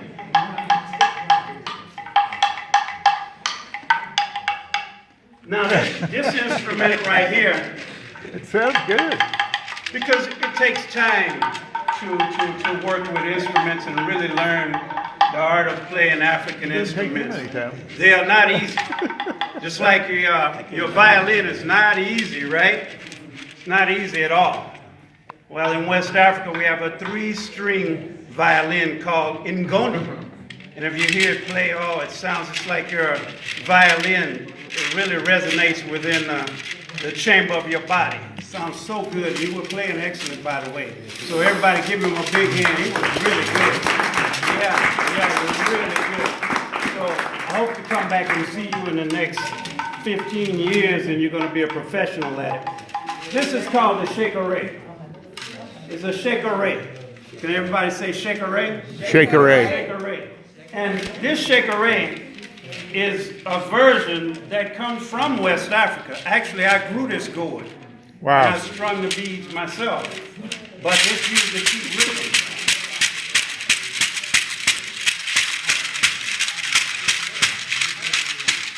But now, this gourd is sometimes what we call a dipping gourd or a birdhouse gourd. Because years ago when people wanted to store something, they would put it in a gourd and cap it off, and you could store your sugar, your salt, whatever you wanted, grains, whatever you wanted to store in it. You could also take the top and cut this part off where it looks like it's half of it and leave the handle on it, and you could dip water with it to drink. It's called a dipping gourd. But if you cut a hole in it and hang it in a tree, birds will live in it. You call it a birdhouse gourd. So it's different names for it, but one of the other common names is a calabash gourd. It's a family of the part of the pumpkin or squash family. And when it hardens, first it's green and soft, but when it hardens, it turns into like a wood. So you have the sound that goes with it. So you want to pass that around? Let's see. Now these right here, once I did a class with some young people, and they were probably 3rd and 4th graders at some school, I think it was in Dallas somewhere. But the children made these, and they're called rain sticks basically. Man. So I says, I'm going to keep those and take them everywhere I go. Man. So they put little bells and beads and stuff inside, and you just make a background sound. It sounds like rain. You put it on a motor and go to sleep. You sure can. Yeah, you really can. So I'm going to pass those around.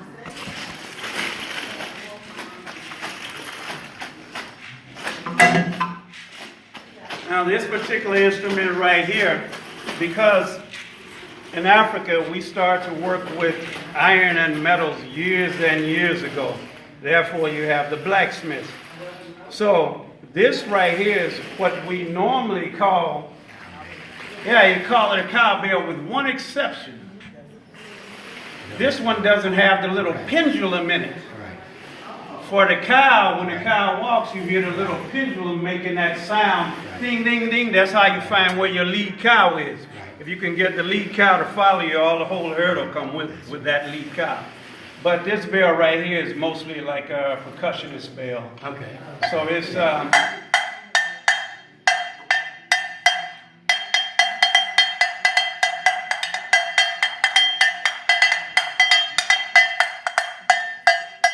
So we can That's pass fantastic. that around a little bit. And just check it out. Oh no, I don't do for applause. This is the way I live. No applause. You know, because it's not something that I do for myself. It's something I do for you. So when you applaud it for yourself.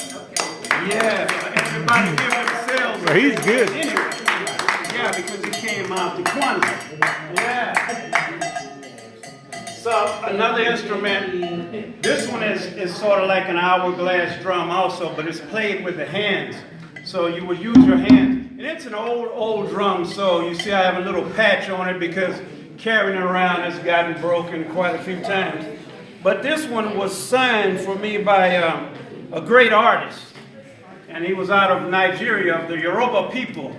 And his name was Babatunde Olatunji. And he's like a 3-time Grammy Award winner. So he knows how to make music, and all the Yoruba people, they are natural musicians because they start off as little babies. So you can pass this one around, and like I say, you can make some little sound with it, you know, like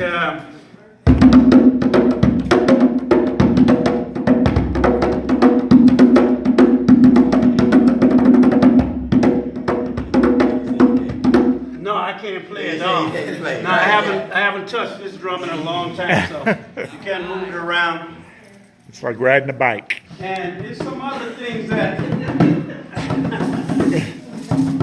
these right here sometimes these are what you call resonators. If you look up in the roof, up in the ceiling, those are acoustic panels.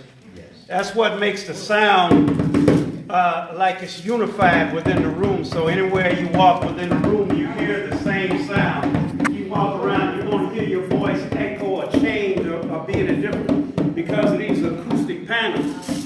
Well, 400, 500 years ago, 14th, 15th century, we had the version of acoustic panels that they basically go on a djembe. So this drum is called a djembe. Can everybody say djembe? Djembe. Djembe.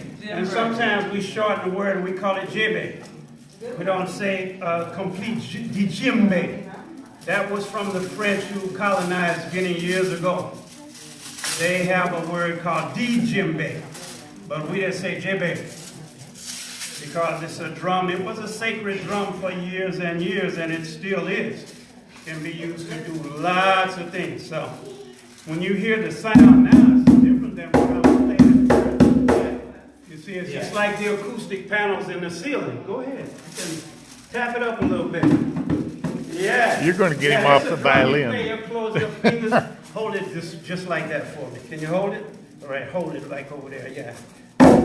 So you're playing with no fingers.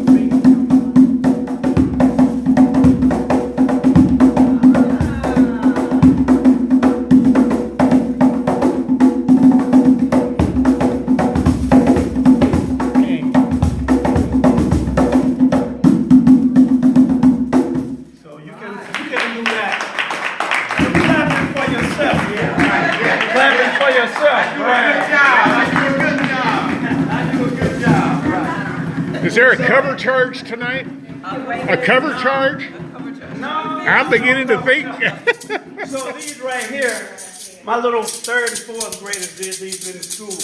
And they're just some little jingles off some tambourines we had. And the tambour is basically Latin for drum, tambour, right? Am I right? Who speaks Spanish? Tambour. But these come off a little tambourine, but they just keep rhythm, keep time. Yeah. And you know, you really don't have to bring them all back up here.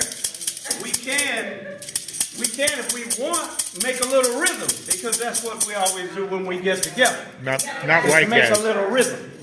Not white guys. But who would like to help me make some rhythm? I wish I could. Is there anybody? Can you bring them back? I will do that tomorrow. Yeah, also. yeah, you should be every night. What I'll do is, since we're limited on time, I'll come back tomorrow and hopefully I'll bring a couple of other drums with me also. Okay. But speaking on the topic of collective economics, Ujamaa. You know, in Africa we don't know time.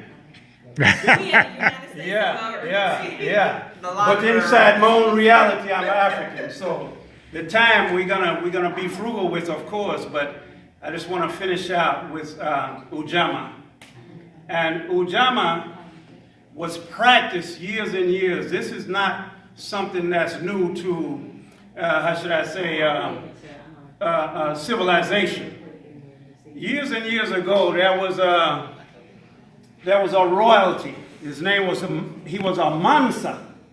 A Mansa is like you're a king, or you're an emperor, or you're a president, but big president, not just like a President Obama or somebody, you know. And by the way, I'm not just a partisan, but I just decided to put this, you know, wear what I had, you know.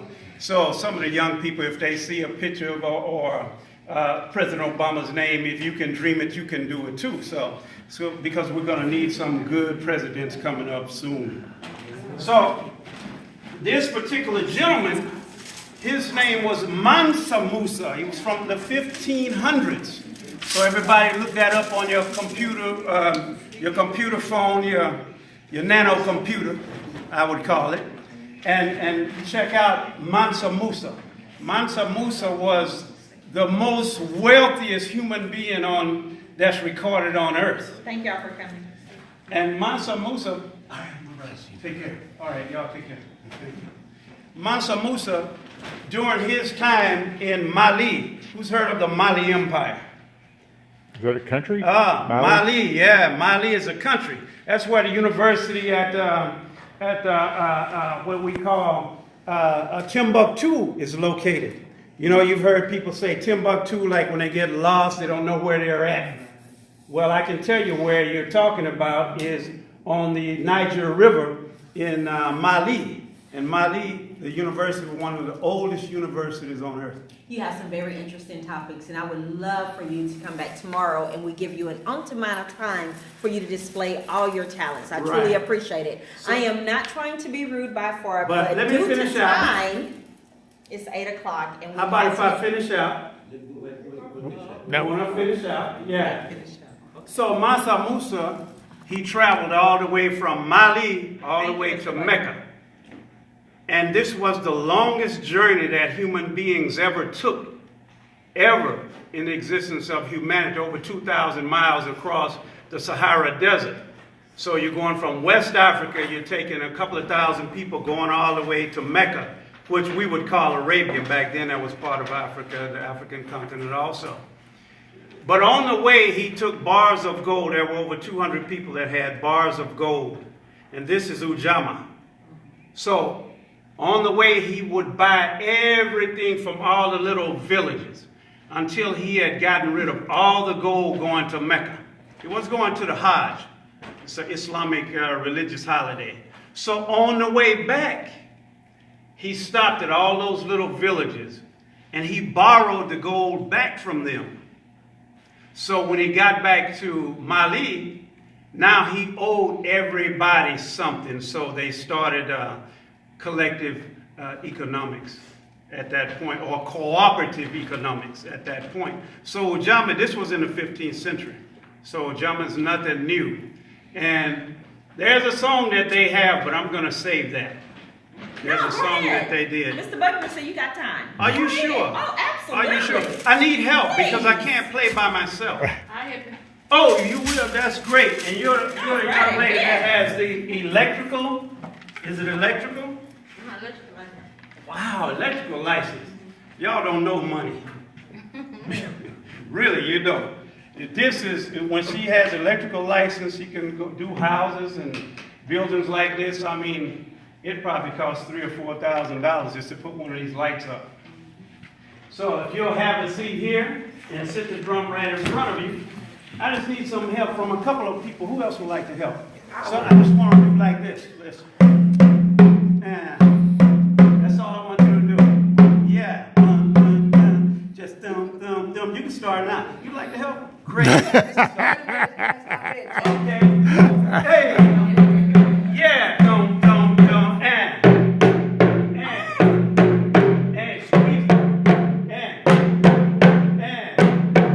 So you're gonna do that.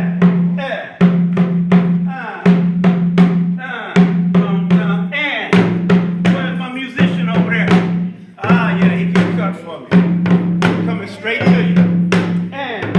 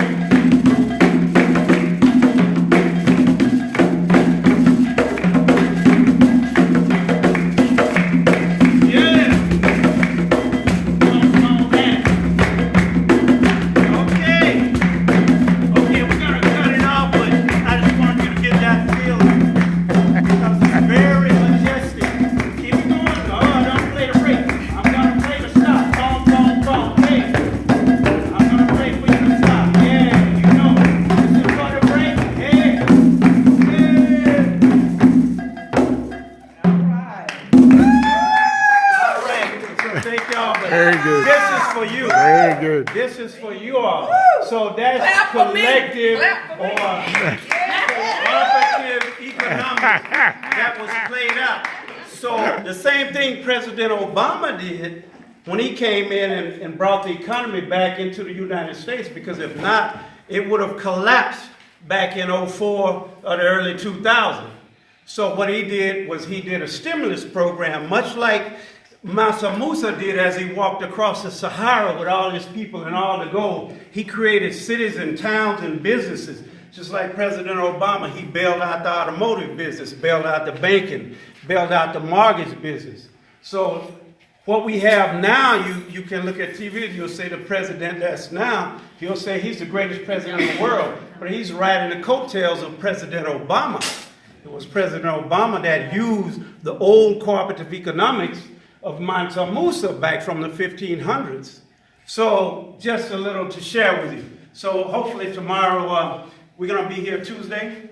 Yes. That's the last day it's going to be? Wednesday. Wednesday? Okay, Imani, Wednesday. Okay. So what are we going for tomorrow? Tomorrow. Purpose. Nia. Purpose. And then we're going to go for Kumba. Okay. Good. So I look forward to seeing you all again. The feast is Friday. Wednesday. Wednesday is the feast. Imani, faith. That's the principle. Everyone is to bring a dish. Make sure you bring enough for everyone. So, but don't let that keep you at home. If you don't have a dish, come on anyway. We'll bring enough where you can eat anyway. So if you don't have a dish, come anyway, please. We don't want nobody to stay at home because they don't have a dish. Please. Habaragani. Ujama. You see, that's the way you learn the principles. It's called a response. If you do that enough times, instead of you clap hands, you say, the principle of that day. Yeah, you say, Habaragani, what's happening? So you come back with the response and you're going to learn all the principles. Okay, so thank y'all so much. We're going to say Harambe 7 times and we're going to end it. Well, the tickets. Well, we'll do it tomorrow. Wait till tomorrow. Okay. Tomorrow. Okay, tomorrow we'll have the draw. Unless Mr. Buckner says. So y'all come back. Do you want to do the tickets, Mr. Buckner? Go ahead and do the drawing tonight. Go ahead and do the drawing tonight. Oh. Okay. Okay. Get your ticket. Sure. Take the bank. Can we just do 4 or 5? Just do 4. She said 5. Okay. 230. Okay. That's you. Well, okay, we can stop then. All right. Michael, where's your dad? 229. 229. Go to the table. Is he gonna leave this? Ask him and see if he's gonna take it. I'll take it to him. 213. 213. I'm sorry about that. 213. You hear me? They must have I'll gone. talk to you. Okay, one more.